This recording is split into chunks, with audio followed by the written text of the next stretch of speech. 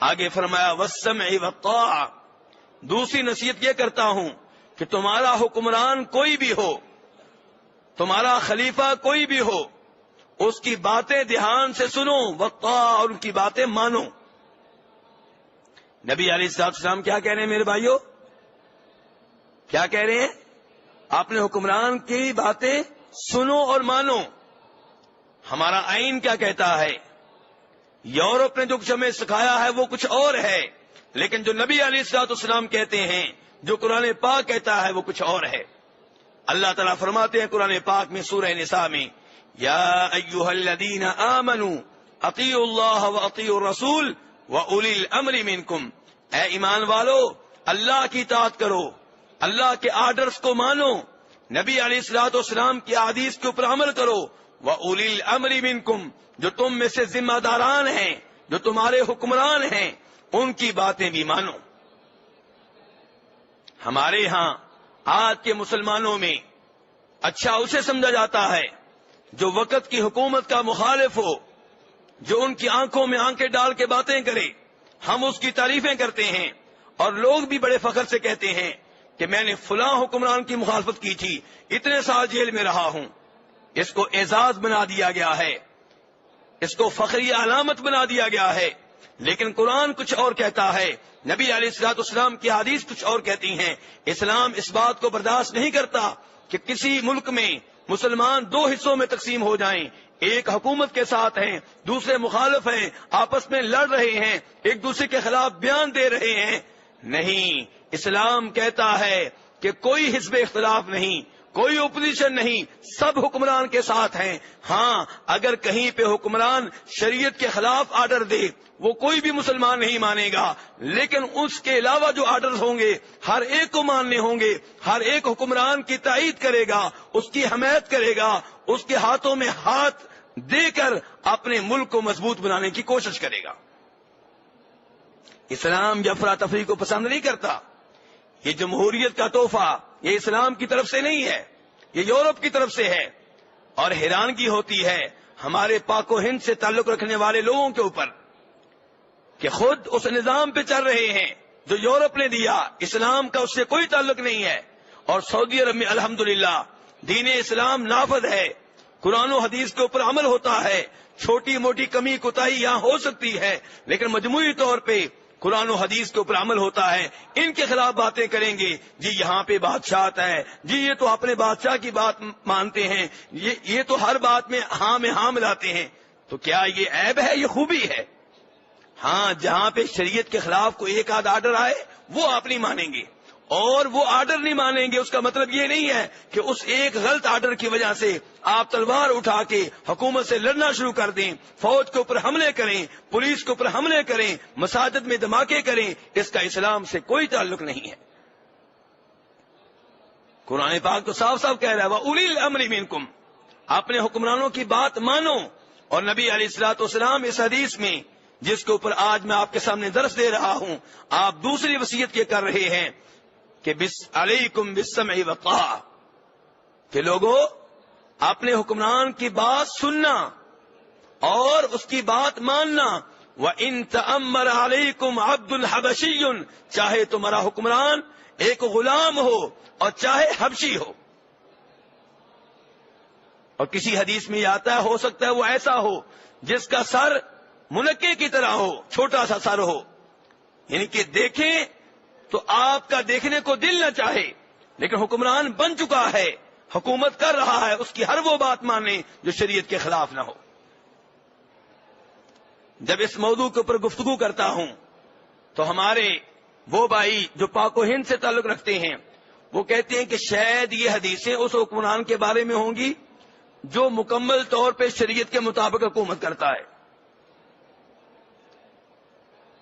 ارے اللہ کے بندے، نبی علیہ السلام کے بعد جتنے بھی حکمران آئے ہیں اور آئیں گے وہ سارے کے سارے غیر معصوم ہیں، غلطیاں ہو سکتی ہیں، ہوتی رہی ہیں، ہوتی رہیں گی، لیکن چند غلط احکام کی وجہ سے، چند غلط آرڈر جو حکمران نے دیے ان کی وجہ سے آپ اس کی وہ باتیں بھی نہ مانیں جو شریعت کے خلاف نہیں ہے، یہ غلط ہے۔ مسلم شریف کی حدیث ہے، مسلم شریف کی حدیث ہے، جناب حذیفہ ابن یمان رضی اللہ عنہ کہتے ہیں کہ میں نے نبی علیہ الصلوۃ والسلام سے ایک بار کہا کہ اے اللہ کے رسول، ہم شر کے اوپر تھے، اللہ خیر لے آیا، کیا اس خیر کے بعد پھر شر آئے گا؟ آپ نے کہا ہاں۔ جناب حذیفہ کہنے لگے اس شر کے بعد پھر خیر آئے گی؟ فرمایا ہاں۔ فرمایا اس خیر کے بعد پھر شر آئے گا؟ فرمایا ہاں۔ جناب حذیفہ نے کہا کیسے؟ نبی علیہ الصلوۃ والسلام نے فرمایا میرے بعد ایسے حکمران آئیں گے کہ جو میری سیرت پہ نہیں چلیں گے، میرے نقش قدم پہ نہیں چلیں گے، میری سنتوں کو نہیں اپنائیں گے، بلکہ ایسے حکمران آئیں گے جن کے دلوں میں شیطان ہوگا، جسم انسانی ہوگا، دلوں میں شیطان ہوگا۔ جناب حذیفہ ابن یمان نے کہا اس موقع پہ پھر ہم کیا کریں؟ فرمایا اپنے حکمران کی بات سننا، اپنے حکمران کی بات ماننا، چاہے تمہیں کوڑے مارے، چاہے تمہارا مال چھین لے۔ کس کتاب کا حوالہ دے رہا ہوں میرے بھائی؟ جی مسلم شریف کا۔ صحیح بخاری صحیح مسلم کی حدیث شک و شبہ سے بالا تر ہیں۔ نبی علیہ الصلوۃ والسلام اپنے صحابی کو بتا رہے ہیں ایسے حکمران آئیں گے جو میری شریعت کے اوپر میں نقش قدم پہ نہیں چلیں گے۔ فرمایا اس موقع پہ کیا کریں؟ فرمایا اپنے حکمران کی بات سننا اور ماننا، چاہے تمہارے اوپر ظلم کرے، تمہیں کوڑے مارے، تمہارا مال چھین لے۔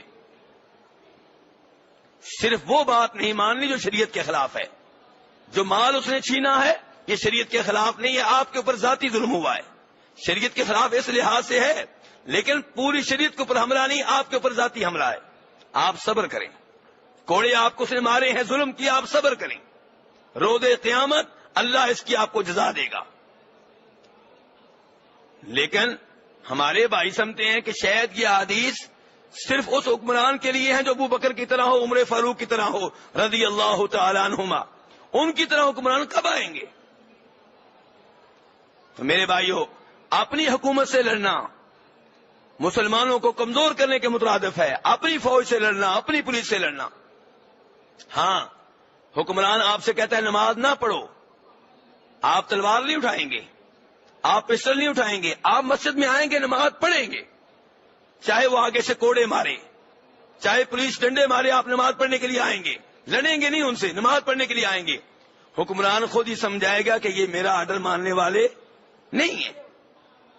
حکمران کہتا ہے کہ شراب پینا پڑے گی ہر آدمی کو، آپ نہیں پیئیں گے، لیکن غلط آرڈر کی وجہ سے تلوار اٹھا لیں تو کون سا ایسا حکمران ہے جو گناہوں سے مکمل پاک ہوگا، کبھی بھی غلط آرڈر نہیں دے گا؟ جتنے بھی حکمران آئیں گے کوئی نہ کوئی غلط آرڈر دیتے رہیں گے۔ اور نبی علیہ الصلوۃ والسلام مسلم شریف کی حدیث میں صاف صاف فرما رہے ہیں کہ ایسے حکمران آئیں گے جو میری سنتے نہیں اپنائیں گے، تم نے کیا کرنا ہے؟ اس کی باتیں سننی ہیں، ماننی ہیں، ان کی وہ باتیں جو شریعت کے خلاف نہ ہوں، چاہے وہ تمہیں کوڑے مارے، چاہے تمہارا مال چھین لے۔ تو میرے بھائیو، اس لیے اپنے نظریات اس لحاظ سے تبدیل کریں کہ ہم وہ نظریات اپنا چکے ہیں جو ہمیں یورپ سے ملے ہیں۔ جمہوریت کے سبق نے ہمیں اسلام بلا دیا ہے، نبی علیہ الصلوۃ والسلام کی وہ حدیث بلا دی ہیں جن میں آپ نے فرمایا تھا اپنے حکمران کی بات ماننا چاہے حبشی غلام ہو۔ اور سعودی عرب کے علماء کرام الحمدللہ ان احادیث کے اوپر صحیح معنوں میں عمل کرتے ہیں، ہر موقع پہ اپنی حکومت کے ساتھ کھڑے ہوتے ہیں۔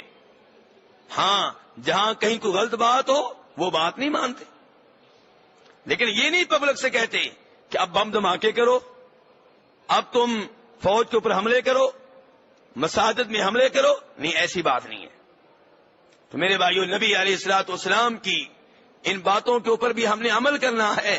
جیسے نماز والی حدیثیں ہم آپ کی مانتے ہیں، روزے والی آپ کی حدیثیں مانتے ہیں، حج والی آپ کی حدیثیں مانتے ہیں، عمرے والی آپ کی حدیثیں مانتے ہیں، یہ بھی آپ ہی کی حدیث ہے۔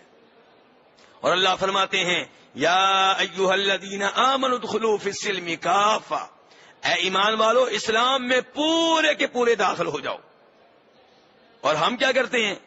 ہم نے اتنا اسلام لیا ہے جو ہماری مرضی کے مطابق ہے، جو اسلام ہماری مرضی کے مطابق نہیں ہے وہ ہم ماننے کے لیے تیار نہیں ہے۔ اور ایسا آدمی شریعت کے اوپر نہیں چل رہا، اپنے من کے اوپر چل رہا ہے، اپنی عقل کی پوجا کر رہا ہے، اپنی خواہشات نفس کی پوجا کر رہا ہے، یہ اللہ کی بات نہیں مانتا۔ جو اللہ کی بات ماننے والا ہوگا وہ ہر معاملے میں مانے گا۔ ہاں بطور انسان کبھی غلطی ہو سکتی ہے، لیکن دل میں عزائم یہ ہوں گے، دل میں ارادے یہ ہوں گے کہ میں نے آپ کی ایک ایک حدیث کے اوپر عمل کرنا ہے، قرآن کی ایک ایک آیت کے اوپر ہم نے عمل کرنا ہے۔ لیکن یہاں پہ تو ہم نے دین کو تقسیم کر دیا ہے، نماز والی حدیثیں مانتے ہیں، روزے والی حدیثیں مانتے ہیں، پردے والی حدیث آ جائے نہیں مانتے، حدیث کہے آپ کی عورت محرم کے بغیر سفر نہیں کر سکتی وہ ہم نہیں مانتے، حدیث یہ کہے آپ کی جوان بیٹی، آپ کی جوان بہن، آپ کی جوان ماں غیر مرد کے ساتھ تنہائی میں نہیں بیٹھ سکتی، ہم ایسی احادیث کو توجہ دینے کے لیے تیار ہی نہیں ہیں۔ مرضی کا اسلام۔ تو نبی علیہ الصلوۃ والسلام یہاں پہ پہلی نصیحت کیا کر رہے ہیں؟ اللہ سے ڈرتے رہو۔ دوسرے نمبر پہ اپنے حکمران کی باتیں سنو اور مانو، چاہے وہ حبشی غلام ہو۔ البتہ جہاں غلط آرڈر دے گا وہ ایک غلط آرڈر آپ نہیں مانیں گے، کیونکہ فرمایا نبی علیہ الصلوۃ والسلام نے لا طاعت لمخلوق فی معصیت الخالق، کہ جہاں رب کی نافرمانی ہو رہی ہو وہاں مخلوق کی بات نہیں مانی جائے گی، چاہے وہ والد ہو، چاہے وہ حکمران ہو، چاہے وہ بڑا بھائی ہو، چاہے بیگم ہو، چاہے خامد ہو۔ جہاں غلط آرڈر دیں گے وہاں ان کی اطاعت نہیں کی جائے گی، وہاں اللہ کی اطاعت کی جائے گی۔